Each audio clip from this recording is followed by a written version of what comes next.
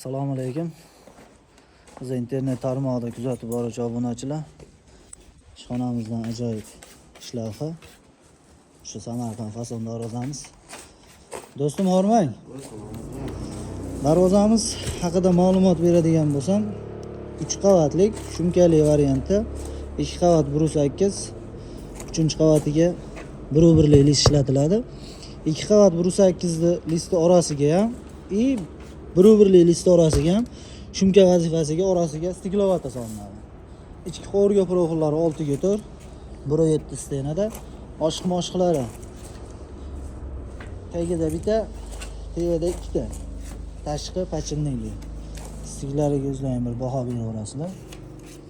Endi ko'pchilikda savol tug'ilib qoladi. Bu joyda gullari kraskadan keyin qo'yiladigan jarayoni bor, chunki ichkari stiklarini ishlab olish kerak. Ertaga zang qo'yib yubormaslik uchun.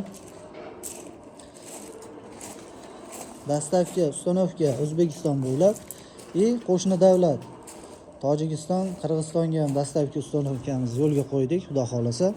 Narx-navosiga keladigan bo'lsak, darvozamiz skidka narxida, asli tan narxi 1.600.000 so'mdan, biz 1.450.000 so'mdan kallikda kelishgan holda narx belgiladik.